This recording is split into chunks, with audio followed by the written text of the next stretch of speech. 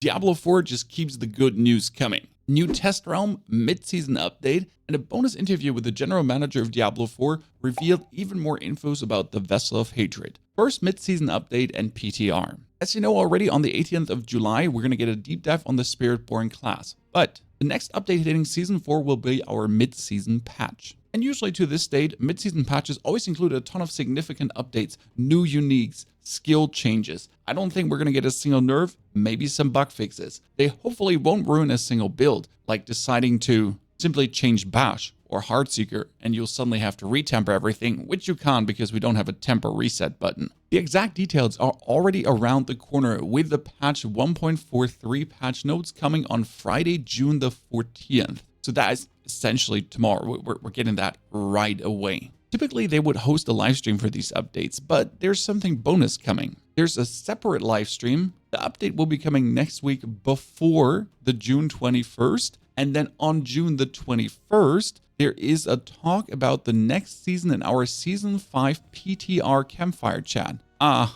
Yes, we will get a test realm for Season 5 and already news what's actually coming in Season 5 because we're very close to it. Currently, it's the 30th. On the 8th of August, the new season is already launching. That's just simply right around the corner. My big problem right now that Friday, June the 21st, I'm flying on vacation in the morning. So I'll have to tell my wife that my laptop is coming with me and a microphone and a camera. That would be something. Originally, we had our mid-season update coming after this PTR concluded, but we agreed releasing the mid-season update prior to the PTR would be better for all players. And why is that? Because the Season 5 PTR will have some of the changes that are coming with the mid-season update. So it would kind of make no sense to already play the mid-season update changes in Season 5, but not have the mid-season update changes in Season 4. Therefore, they're going to work this around the other way. We get the mid-season update with, as it seems, significant changes, so significant that they're making it into Season 5, and we can't really be testing the PTR without them. Quite excited for the patch notes.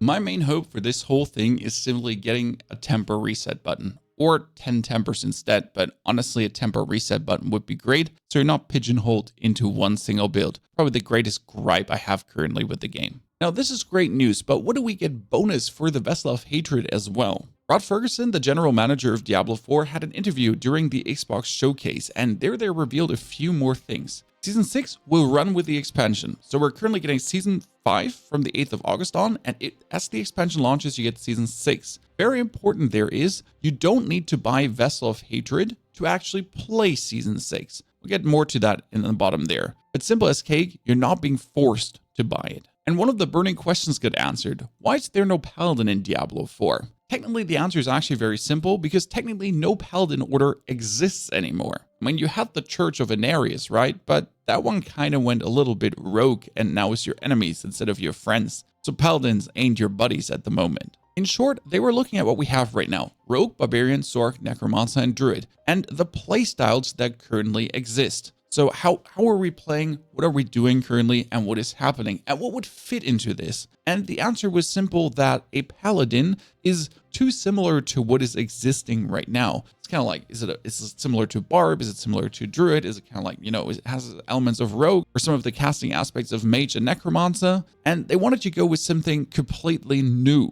And that's why they choose to go with the Spirit-born, especially as we're going into the region of Nahantu. And Nahantu doesn't simply have Paladins.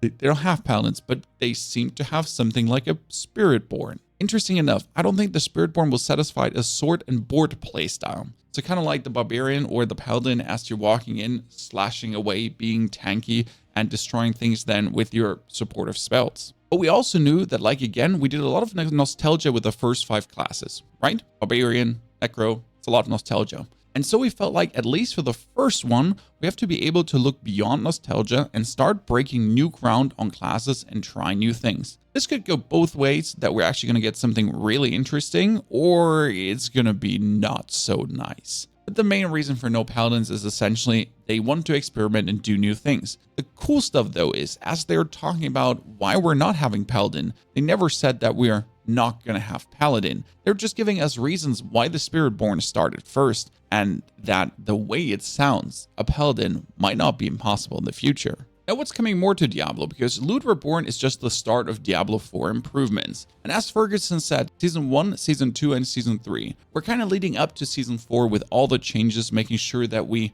get new stuff. I do the pit to get masterworking, to make better weapons, to go deeper into the pit to get better at masterworking. That's kind of like the thing to do as you reach level 100. But now we're looking at other aspects of the game as well. As Brent is saying, one of his friends hit him up and said, could we get some other places to get Nightmare Dungeon XP, to get Glyph XP, to level up our glyphs? And that is something I second. Sure, it's nice to have one thing for one purpose. Nightmare Dungeons is for Glyph XP. But again, what if I don't enjoy Nightmare Dungeons and I would like to have in my favorite thing, Helltide, a little bit of Glyph XP too for doing something specific in the Helltide, or Glyph XP from anything else, just something that is not Nightmare Dungeon. Bring back vaults so I can get Nightmare Dungeon XP there as well. I mean, sure, they are also just Nightmare Dungeons, but they were more streamlined, more fun. I did enjoy the theme of vaults tremendously more. And this is currently what they want to be looking at, to provide more options for players, more fun for players,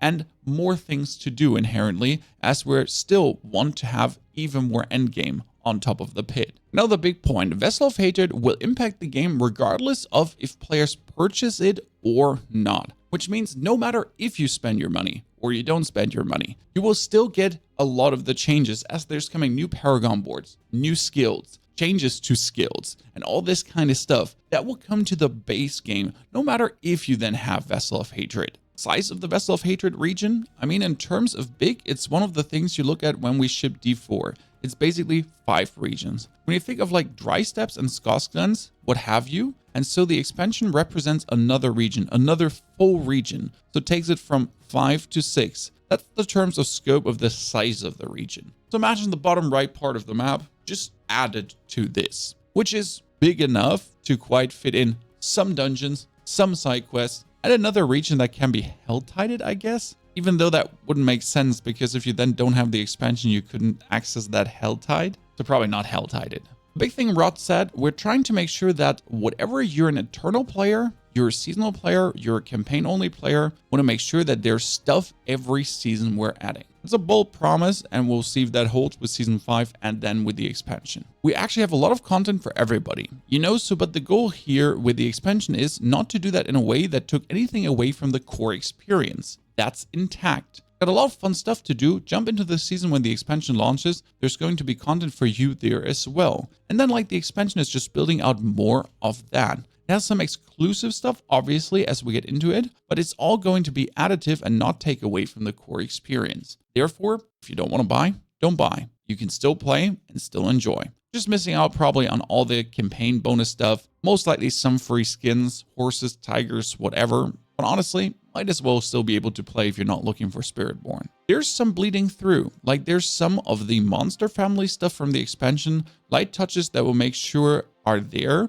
We've been adding more and more to the Eternal Realm, so people who don't want to reset can experience Helltide and things like that. We're trying to make sure that you're an Eternal player, you're a seasonal player, you're a campaign player, and you always get something. Pretty much what he mentioned before. This honestly has me very happy with Vessel of Hatred. We're getting a PTR. Maybe we're even getting a Season 6 PTR without Vessel of Hatred stuff to essentially check if Season 6 is going to be worth it, plus Vessel of Hatred stuff then. All in all, Diablo is just improving at this point. Yes, there's still mistakes. Yes, there's still things we're not happy with, but it's a process to betterment. And I'm quite looking excited forward to the future. What for you? Still playing? Excited for more? Wanting to play the best rogue in existence? Answer these things in the comments below.